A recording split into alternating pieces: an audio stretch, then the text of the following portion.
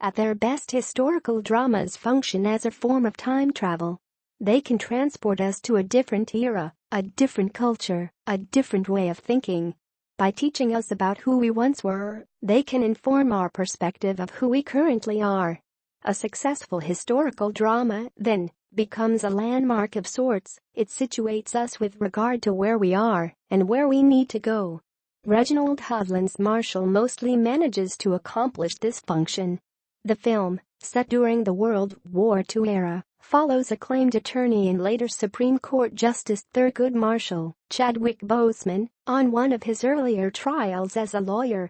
The case itself involves an accusation against Joseph Sterling K. Brown, a black man who has been imprisoned for allegedly assaulting and raping his white employer, Eleanor Strubing. Kate Hudson, the head of the NAACP, senses that something is amiss about the case and puts Marshall on the side of Spell's defense, teaming him up with Sam Friedman, Josh Gad, a local insurance lawyer. It is here, after establishing the plot, that the movie introduces its central conceit. Marshall, being an out-of-state attorney, is told by the judge that he cannot actually speak for the defense. The judge rules that Friedman, an attorney with no prior criminal law experience, should take the reins of the trial. Instead, the story that ensues for the rest of the movie is one filled with twists, turns and repeated speeches about the law as the last line of defense. The most impressive feature of Marshall is its world building. Before starting with the legal proceedings, Marshall takes its time to introduce us to a world in which racial discrimination is practiced with abandon, where the judges themselves can be former members of the Ku Klux Klan, where even preeminent attorneys like Thurgood Marshall himself are not spared the threat of violence and guiltless murder. Sam Friedman and his Jewish family also have to face the harsh reality of living in a world in which the Holocaust is imminent. Given the racial tensions of the era, Marshall makes sure to not end on a wholly feel-good and comprehensive note, a smart move on the part of the director. The movie instead rightly points out that the issues its characters are grappling with will remain like a devil in the closet, always present, ready to come out at a moment's notice. Marshall also effectively portrays the law as a weapon that can confront this devil.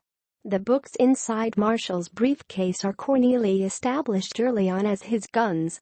The movie, in a really clever use of a wide-angle shot, introduces the courtroom itself as a battlefield of sorts, replete with a biased judge and a villainous opposition. Marshall's other positive is its supporting cast. In particular, Gad ably portrays the self-doubt at the heart of Friedman's character. Dan Stevens also turns in a fine performance as the central antagonist for Marshall and Friedman.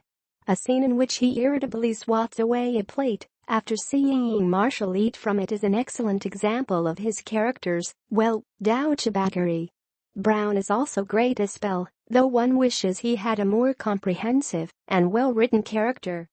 Where Marshall ultimately stumbles is in its treatment of its eponymous subject.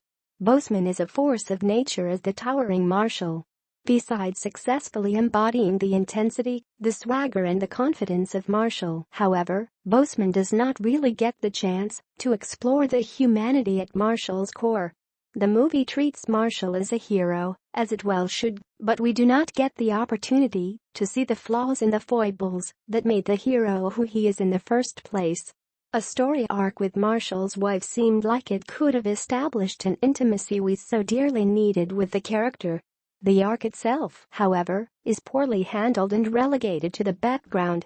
The incomplete subplot with Marshall's wife also highlights another flaw of the movie: questionable editing. The flashbacks to the fateful night of Strubing's alleged rape soon get repetitive and exhausting. The vomit-inducing color palette doesn't help matters either. There is also a random cameo by Sophia Bush in an out-of-place bar fight sequence that only exists so that Marshall can have an epiphany about his case.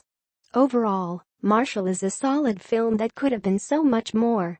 With the right writing and the right editing, the movie could have been one of the landmarks we so dearly need to guide us in this day and age, an age in which the devil in the closet, hungry for a fight, is getting ready to come out.